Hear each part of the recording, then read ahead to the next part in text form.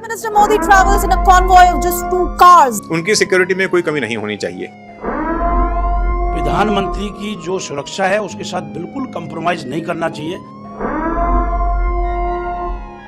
कि हमें प्रधानमंत्री की सिक्योरिटी का खास बंदोबस्त करना चाहिए। एसपीजी को ये निर्देश दिए गए थे प्रधानमंत्री की तरफ से कि उनकी जो वाहन है उनकी संख्या आधी की जाए। दोस्तों, आपने इंस्टाग्राम पर वो फेमस वीडियोस तो देखी होंगी जिसमें जेनजी अपने पेरेंट्स की फनी और इमोशनल रील्स बनाते हैं under the tag of Modi पगलू।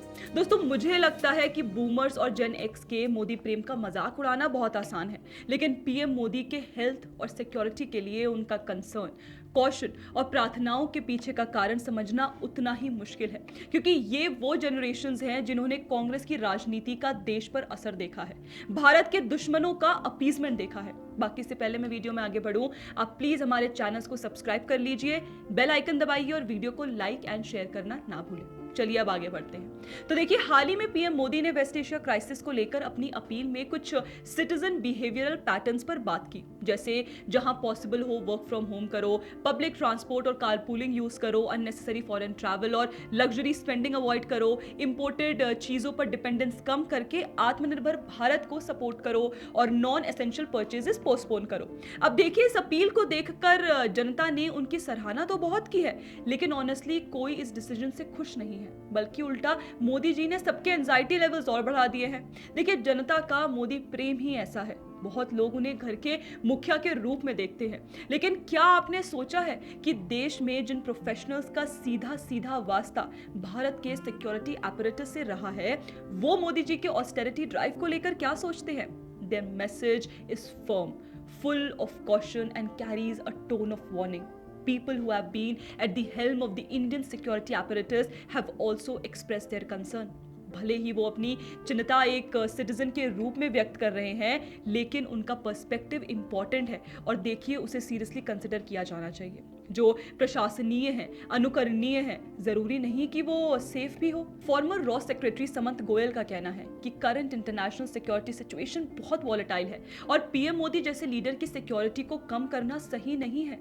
उन्होंने कहा कि जब अमेरिका जैसे देश में भी ट्रंप पर अटैक्स हो चुके हैं और इंडिया के खिलाफ हॉस्टाइल एलिमेंट्स एक्टिव हैं, तो ड्रोन्स और स्नाइपर थ्रेट्स को देखते हुए पीएम की सिक्योरिटी और ज्यादा स्ट्रॉन्ग होनी चाहिए, डाउनसाइजिंग नहीं। यूएस के प्रेसिडेंट ट्रंप के ऊपर 3 बार अटैक हो चुके हैं, जो कि सबसे सेफ देश माना जाता है।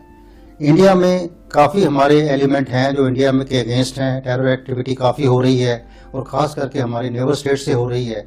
तो ऐसी सिचुएशन में मेरी अपनी धारणा है कि हमें प्रधानमंत्री की सिक्योरिटी का खास बंदोबस्त करना चाहिए और उसमें ऑस्टेरिटी मेजर को लेके हमें ये जो करना है, ये हम देश के लिए खिलवाड़ करेंगे और ये हमारे देश के हित में नहीं है।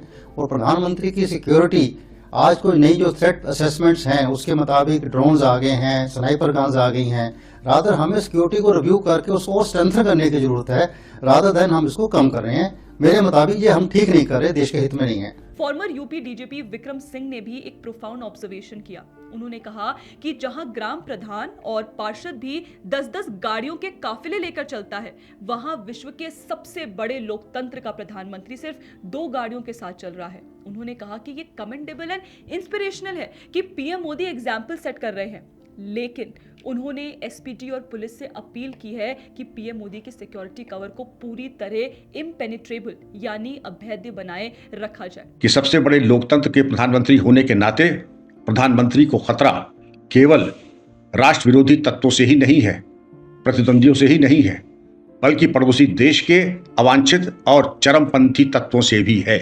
इसलिए एसपीजी, पुलिस और स्थानीय प्रशासन का यह उत्तरदायित्व होगा कि प्रधानमंत्री की सुरक्षा जैसे पहले अभेद्य थी, हमेशा अभेद्य रहे, भले ही उसमें उनको कुछ और सुधार करना हो या और कोई उच्चीकरण करना हो। फॉर्मर यूपी डीजीपी एके जैन ने इस बात पर जोर दिया कि सिक्योरिटी थ्रेट्स को एक्सेस किया जाए। साथ ही उन्होंने अंडरलाइन किया कि एसपीजी एंड पुलिस वीवीआईपीज की सिक्योरिटी को सप्लीमेंट करते हैं।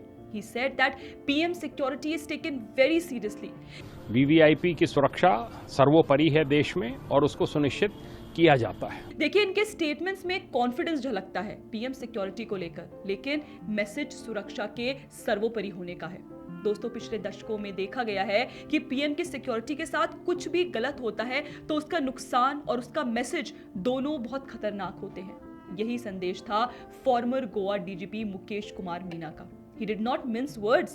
He stated clearly that by virtue of PM Modi's position, he is one of the highest threatened persons in India.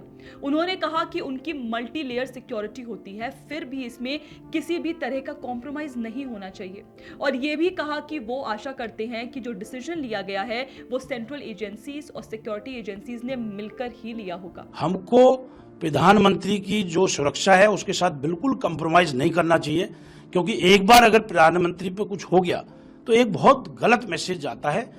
Farmer IPS पीके जैन ने कहा कि पीएम मोदी ने अपना कॉन्वॉय रिड्यूस करके एक बड़ा संदेश देने की कोशिश की है, लेकिन इसके बावजूद भी उनकी सिक्योरिटी फुल प्रूफ होनी चाहिए। प्रधानमंत्री मोदी के यहाँ तो हर रोज थ्रेट आती है, हर रोज हमारे को इनपुट आती है कि कोई ना कोई एजेंसी उनके पीछे लगी है, कोई ना कोई उनकी जान को खतरा हो सकता है। तो इस जैसा मैंने कहा कि जिस व्यक्ति को जेन्युइनली सिक्योरिटी की थ्रेट है, उनकी सिक्योरिटी में कोई कमी नहीं होनी चाहिए। और जहाँ पे प्रोटोकॉल है या जहाँ पे सिर्फ एक स्टेटस सिंबल के लिए सिक्योरिटी ली हुई है, दी हुई है, उसको कम कर देना चाहिए। देखिए, ये गौर करने वाली बात है कि पास्ट में फॉर्मर पीएम्स के असैसिनेशंस को देखते हुए इन फॉर्मर आईपीएस ऑफिसर्स और फॉर्मर रॉ ऑफिसर्स ने इतना कॉशन एक्सप्रेस किया है। उनकी बात में दम है, क्योंकि उनका थ्रेट परसेप्शन का एक्सपीरियंस बड़ा है और रियल है। पर मोदी जी को कौन समझाए? जितना भरोसा उनसे नफरत करने वाले अपनी नफरत पर करते हैं, उससे ज्यादा भरोसा तो मोदी जी देश की जनता पर किसी भी मुश्किल, किसी भी परिस्थिति में कर लेते हैं। दोस्तों, आपको याद होगा कि 2022 में प्रधानमंत्री नरेंद्र मोदी भटिंडा गए थे, जहां से उन्होंने हेलीकॉप्टर से हुसैनीवाला में नेशनल मार्टियर्स मेमोरियल जाना था। बारिश और कम विजिबिलिटी के कारण पीएम को मौसम साफ होने का लगभग 20 मिनट तक इंतजार करना पड़ा। मौसम और बिगड़ता गया और तब ये डिसीजन लिया गया कि वो सड़क मार्ग से नेशनल मार्टियर्स मेमोरियल जाएंगे, जिसमें 2 घंटे से अधिक का समय लगना था। तो पंजाब पुलिस के डीजीपी द्वारा सिक्योरिटी क्लियरेंस दिए जाने के बाद उन्होंने रोड जर्नी शुरू की। लेकिन हुसैनीवाला से लगभग 30 किलोमीटर पहले जब पीएम का कॉन्वॉय एक फ्लाईओवर पर पहुंचा तो पता चला कि कुछ प्रोटेस्टर्स ने रास्ता रोक दिया है। पीएम मोदी 15 से 20 मिनट तक फ्लाईओवर पर फंसे रहे। It was a huge security lapse. इस घटना के बारे में पता चलते ही देश भर में लोगों में कितना गुस्सा देखा गया था। इसी तरह देखिए, 2013 में पटना के गांधी मैदान में एक इलेक्शन रैली के दौरान पीएम मोदी के एड्रेस से पहले जोरदार बॉम्ब धमाके हुए थे, जिसमें 5 लोगों की मौत भी हुई थी। लेकिन मोदी जी ने फिर भी वो रैली एड्रेस की। दोस्तों, हिम्मत, साहस और शौर्य पीएम मोदी जैसे लीडर को डिफाइन करते रहे हैं। लेकिन जहां शत्रु के इरादे मोदी और भारत दोनों से जुड़े हों, वहां सुरक्षा में ही साहस है।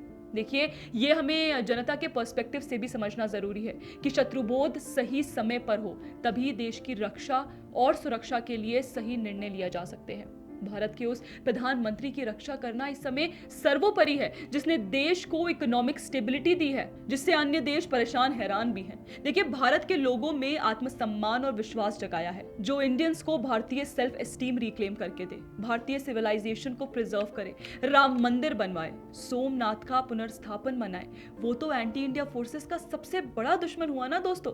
देखिए, मोदी जी ने स्ट्रैटेजिक सिक्योरिटी को मजबूत किया, भारत पर आतंकी हमला करने वालों के घर में घुसकर मारा, भारत के दुश्मनों को सिस्टमैटिक और ऑर्गेनाइज तरीके से जवाब दिया और दुनिया भर में भारत का आत्मसम्मान बढ़ाया। कांग्रेस और टीएमसी मोदी जी को देश के लिए कितना चाहते हैं, वो तो ये मोदी जी को गालियां देते वक्त एक्सप्रेस कर ही देते हैं। तो मोदी जी, हम भारत पगलू हैं। और रही बात एक्सपर्ट्स की, तो फॉर्मर गोवा डीजीपी मीना जी ने एक बहुत ही अच्छा सुझाव दिया है। अगर वास्तव में सरकार को रिड्यूस करना है तो उनका करना चाहिए। केंद्र सरकार और राज्य सरकारों ने जो पॉलिटिकली लोगों को एस्कॉर्ट्स दे रखी है, ओनली स्टेटस सिंबल, जिनको थ्रेट नहीं है वीआईपी को, कईयों को सीएपीएफ दे रखी है, कईयों को अलग अलग तरह की फोर्स दे रखी है, उसको तुरंत रिड्यूस करना चाहिए। जिसको थ्रेट असेसमेंट को रिव्यू करना चाहिए और सीएपीएफ को इमीडिएटली हटाना चाहिए जिनको threat. So please get the original convoy back Modi ji, once you return from your 5 nation tour.